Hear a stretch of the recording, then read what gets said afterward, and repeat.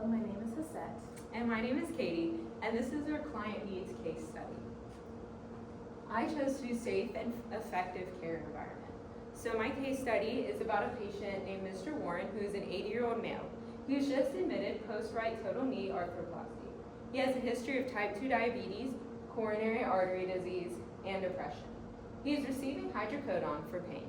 Mr. Warren has an unsteady gait and is at high fall risk. He is also unable to ambulate without having assistance.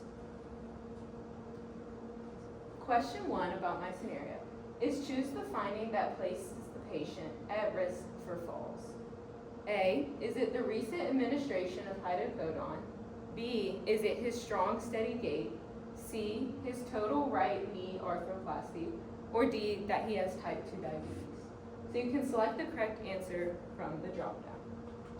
And the answer is A and C, the recent administration of hydrocodone and the right total knee arthroplasty. The reason these are the correct answers is because hydrocodone can cause drowsiness, dizziness, and a slowed reaction time. It also impairs coordination. These side effects directly place Mr. Warren at increased risk of falling. A knee replacement affects his mobility, balance, strength, and ability to bear weight, which will increase his risk for falls. A strong, steady gait decreases the patient's fall risk, and also being a type 2 diabetic has no impact on if he will fall or not. The second question is choose which interventions reduce the risk of a fall. A, keeping the bed in highest position. B, assisting the patient to the restroom. C, leaving the room lights off. And D, encouraging the use of non-skid footwear. So choosing the correct answer from the drop-down. The answers are A, keeping the bed in the highest position, and C, leaving the room lights off. And the reason these are the correct answers is because assisting the patient to the restroom helps prevent the patient from falling because he'll not be ambulating alone. Encouraging the use of non-skid footwear provides better traction on the hard floors in hospitals and decreases the risk of the patient slipping and falling on his way to the bathroom. Keeping the bed in the highest position will increase the risk of falls, making getting out of bed safe. And leaving the room lights off increases the risk of falls as it causes the patient to have poor visibility, which may result in him tripping over different objects on the floor or not being able to see where he is going. And this is question number 3. So there's falls, infection, or both. So you're going to select which condition places the patient at risk. So type 2 diabetes, hydrocodone use, unsteady gait, post-knee arthroplasty incision, age 80, and his depression. And so, being a type 2 diabetic will place him at an increased risk for infection. Using hydrocodone places him at an increased risk for falls. An unsteady gait also places him at an increased risk for falls. The knee arthroscopy incision places him at an increased risk for infection. And being age 80 places him at an increased risk of falling and infection. Having depression also places him at an increased risk for falling.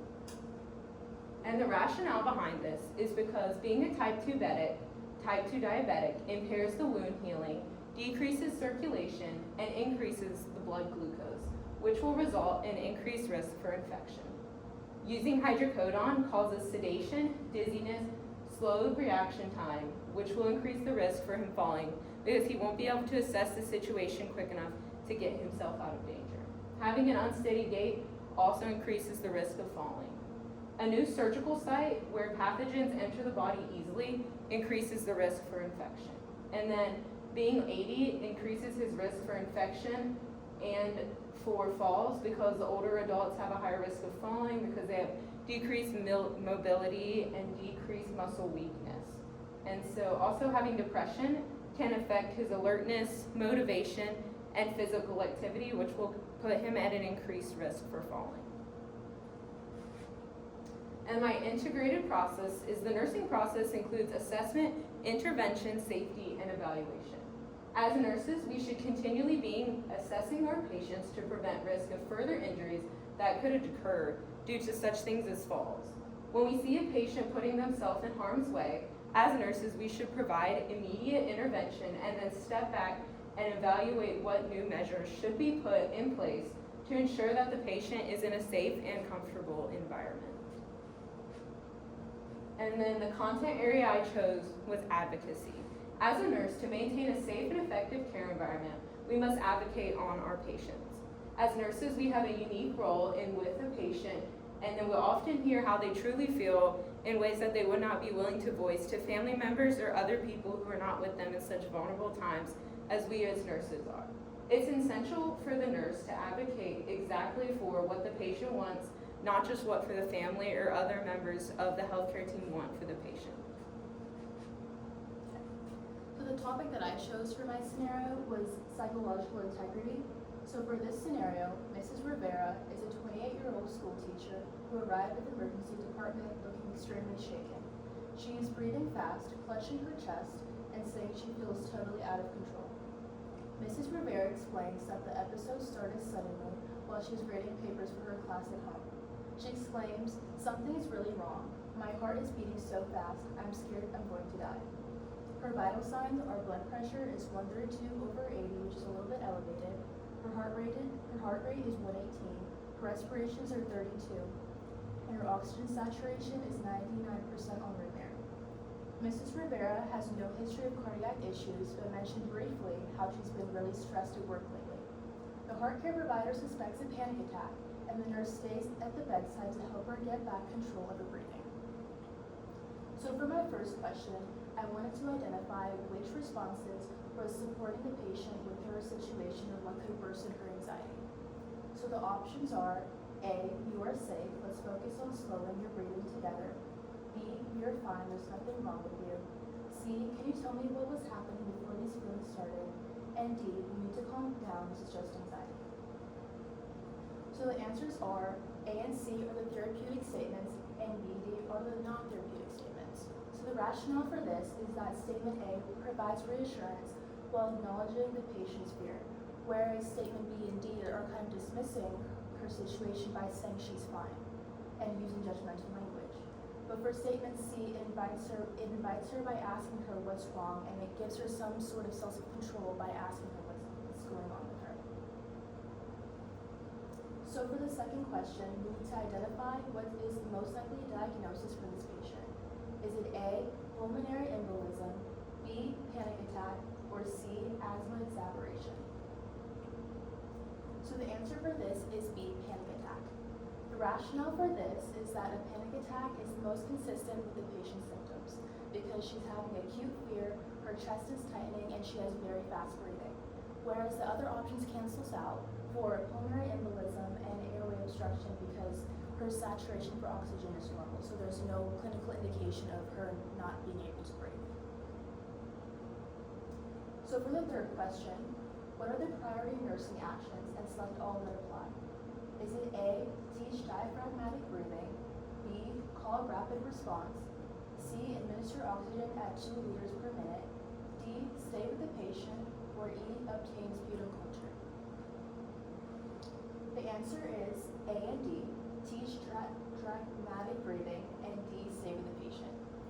The rationale is that teaching to control your breathing reduces hyperventilation and overall decreases her anxiety, while staying with the patient, maintaining a calm presence provides reassurance and supports the patient's safety during her anxiety as well. But the other options with rapid recall response is not the answer because whereas when she does have elevated vital signs, they are pretty stable and her oxygen saturation is normal, and whereas sputum culture is not related to the issue as well. So for my integrated process, I wanted to ask myself what was applying to this scenario. And what I included was assessment, communication, and safety evaluation. So as nurses, we should consistently assess our patients to identify signs of distress and determine what immediate needs must be addressed. So in this case, the patient had very fast breathing and had elevated anxiety, which can allow us to intervene quickly and appropriately. And by using therapeutic communication, we guide the patient through controlled breathing and provide reassurance to help reduce anxiety. So after intervening these actions, we evaluate the patient's response by monitoring changes in respiratory rate and overall calmness to ensure the patient has returned to a safe and stable state. the content area that I chose was basic care and comfort. So to implement some supportive care, the nurses must prioritize the patient's physical and emotional comfort. So nurses play a very key role in this by recognizing what the patient needs to require additional assistance and maintaining comfort and stability. It is also very essential to provide a calm presence and to make sure the patient feels safe throughout their care. And here are references. Thank you.